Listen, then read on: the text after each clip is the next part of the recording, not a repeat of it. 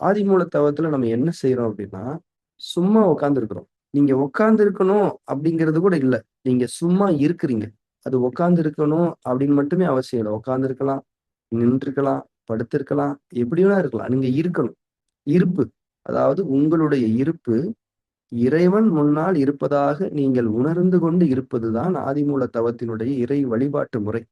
இப்போ உங்களுடைய இருப்ப நீங்க உங்க பாடியோட நீங்க ரிலேட் பண்ணிக்கிட்டீங்க அப்படின்னா, அது ஒரு விதமா அமையும். அந்த வழிபாட்டு முறை. உங்க இருப்ப நீங்க உங்க மனசுன்ற அடிப்படையில நீங்க ஐடென்டிஃபை பண்ணிக்கிட்டீங்கன்னா, அந்த வழிபாட்டு முறை ஒரு தன்மையில அமையும்.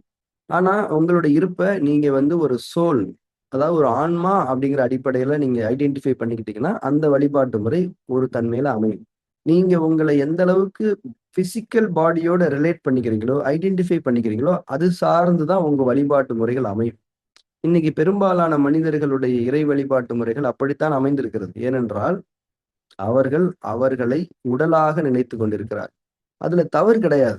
உடலையும் இறைவன் தான் படைத்தான். அதுல எந்த விமர்சனமும் கிடையாது.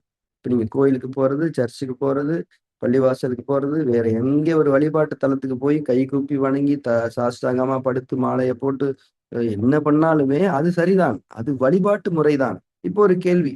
உடலை விட மனம் தானே முக்கியம். அப்போ உங்கள நீங்க உடல் அப்படிங்கிற விஷயத்துல ஐடென்டிஃபை பண்ணிக்கிறது அடுத்த கிரேடுக்கு நீங்க வாங்க. மனம் அப்படின்ற தன்மைக்கு உங்கள ஐடென்டிஃபை பண்ணிக்கிட்டீங்கன்னா, உங்க வழிபாட்டு முறை அப்படியே மாறிடும். நீங்க கோயிலுக்கு போணுன்றது ஒரு அவசியமான செயலாக இருக்காது. சில சடங்கு சம்பிரதாயங்களை கடைபிடித்து தான் இறைவனை வணங்க வேண்டும் என்பது அவசியமானதாக இருக்காது. அது மேல உங்களுக்கு ஒரு பெரிய பிலீஃப் இருக்காது. ஐயோ! கோயிலுக்குள்ள போய் கர்ப்ப கிரகத்துக்கு போய் சாமிய பார்த்தா தான் இறை வழிபாடுன்ற தாட் உங்களுக்கு இருக்காது.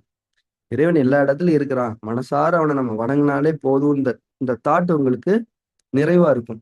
இப்படி உங்களுக்கு இருக்குது. நம்ம நல்ல கேரக்டரோட, நல்ல நோக்கங்களோட நடந்துக்கிறோம். நல்ல மனசுல நம்ம இருந்தாலே இறைவன் நமக்கு நெருக்கமா இருக்கான்னு நீங்க உணர்ந்தீங்கன்னா, அந்த இறை வழிபாடு எதன் அடிப்படையில் அமைகிறது?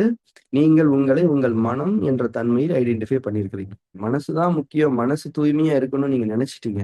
ஸ்டில் நீங்க கோயிலுக்கு போலாமா? அப்படின்னா போலாம். போக்கூடாதுன்னு ஒண்ணும் சொல்லல.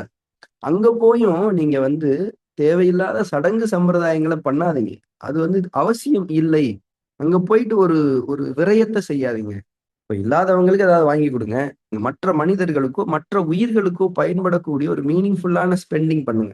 இப்ப ஆதிமூலத்தவம் என்னன்னா, இதுக்கும் மேம்பட்ட நிலையில இருக்கு. நீங்க உங்கள உடலாவோ, மனசாவோ ஐடென்டிஃபை பண்ணிக்கல. நீங்க உங்கள ஆன்மாவா ஐடென்டிஃபை பண்ணியிருக்கிறீங்க. அப்ப இந்த வழிபாட்டு முறை எப்படி அமையும்?